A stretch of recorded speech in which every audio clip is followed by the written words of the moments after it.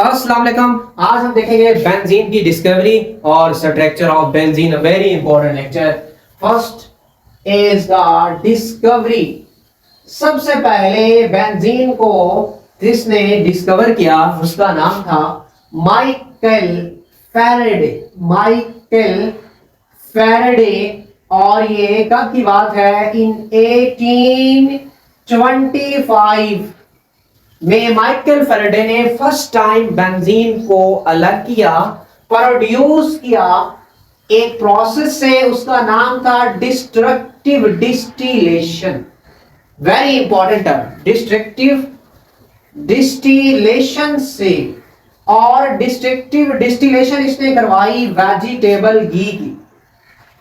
Vegetable घी की destructive distillation करवा के बेंजीन को फर्स्ट टाइम प्रोड्यूस कर लिया। इसने एक्चुअली किया क्या? एक पैन लिया, बर्तन लिया, उसमें लिया वेजिटेबल घी और ऊपर से उसे अच्छे तरीके से बंद कर दिया। कंडीशन रख ली in the absence of air, कि यहां जो है वो एयर ना हो। एयर की गैर मौजूदगी में एक पैन लेकर उसमें वेजिटेबल घी रखा और नीचे से उसे क्या किया? हीट किया, टेम्परेचर दिया और काफी ज्यादा हीट किया। जब काफी ज्यादा हीट किया तो यहां कुछ ऐसे कंपाउंड्स प्रोड्यूस हुए जिन्होंने फ्रेग्रेंस शो की।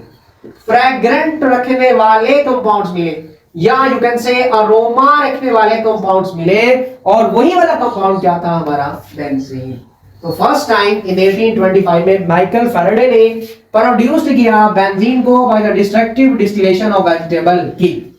और 20 इयर्स लेटर इन 1845 में एक और केमिस्ट आया और उसका नाम था हॉफमैन। क्या नाम था? हॉफमैन। स्पेलिंग ध्यान रखिएगा, FFMAN।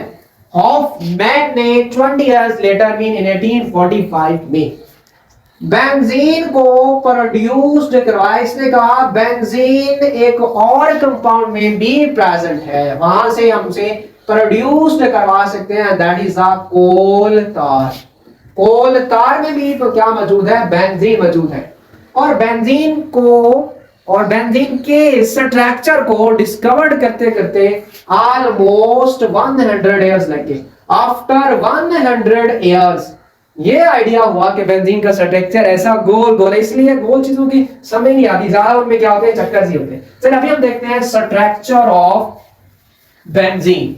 स्ट्रक्चर ऑफ बेंजीन, तो उसमें हम मॉलिक्यूलर फार्मूले की बात करेंगे, इंपीरिकल फार्मूले की बात करेंगे, मॉलिक्यूलर मास की बात करेंगे, इंपीरिकल फार्मूला मास की बात करेंगे, और बेंजीन सैचुरेटेड है, अनसैचुरेटेड है, सुपर सैचुरेटेड है, कैसी है वो हम आपसे। So first heading is a structure of benzene. और उसके बाद स्ट्रक्चर के बाद मॉलिक्यूलर फार्मूला। हमारा मेन टारगेट जो है वो बेंजीन का मॉलिक्यूलर फार्मूला मालूम करना है।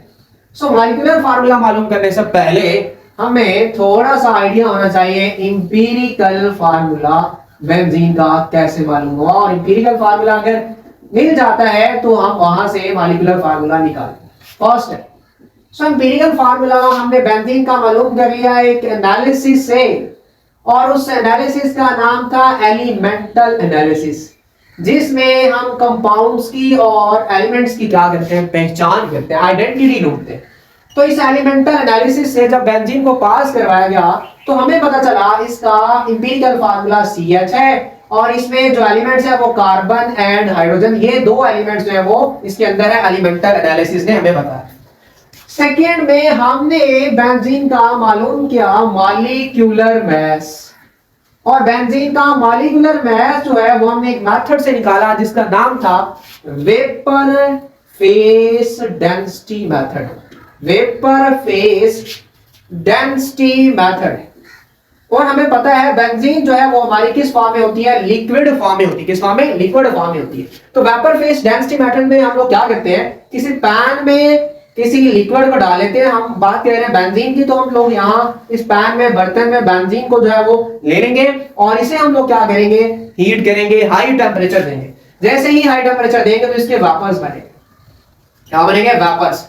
और हमें पता है डेंसिटी एक्चुअली क्या होती है? D is equal to mass over volume. तो वो वाले वेपर्स जो बने हैं उनका हम लोग इंडिविजुअल मास और इंडिविजुअल वॉल्यूम जो वो ऑक्यूपाई कर रहे हैं वो मालूम कर लेते हैं, तो वहां से हमें क्या मिल जाती है, डेंसिटी, और वहां से हम लोग क्या निकाल लेते हैं, मॉलिक्यूलर मास जो निकाल लेते हैं। इस वेपर फेस डेंसिटी मेथड से बेंजीन का जो मॉलिक्यूलर मास आया that is almost 78 AMU, 78 atomic mass unit, और जो था 6 टाइम्स, 6 गुना ज्यादा था किससे, बेंजीन के इंपीरिकल फार्मूला मास से। अब इंपीरिकल फार्मूला मास क्या होता है, जब हमने बेंजीन का इंपीरिकल फार्मूला निकाला तो इंपीरिकल फार्मूले में जितने एटम्स हैं उनका मास जमा करेंगे तो इंपीरिकल फार्मूला मास बनेगा। तो अभी ये हमारा क्या है, बेंजीन का इंपीरिकल फार्मूला, कार्बन का एटॉमिक मास 12, हाइड्रोजन का 1, so answer is 13। So empirical formula mass कितना है, 13, और इंपीरिकल फार्मूला मास का 6 टाइम्स हम लोग करते हैं, जब 6 टाइम्स तो हमें क्या मिलता है, इसका मॉलिक्यूलर मास। इसलिए ये गेस कर लिया गया कि बेंजीन का जो मॉलिक्यूलर फार्मूला है दैट इज C6H6। हमें कैसे पता चला, क्योंकि हमें पता है molecular formula is equal M into empirical formula. अभी मॉलिक्यूलर फार्मूला हमने मालूम करना है, N क्या है, N है 6, N क्या है 6, N की वैल्यू है 6, सो इंपीरिकल फार्मूला क्या है CH, तो हमारे पास मॉलिक्यूलर फार्मूला क्या बना C6H6, और मॉलिक्यूलर फार्मूले से हम इंपीरिकल फार्मूला निकाल सकते हैं और इंपीरिकल फार्मूले से मॉलिक्यूलर फार्मूला निकाल सकते हैं। कैसे, अभी देखिए हमारा क्या है, मॉलिक्यूलर फार्मूला।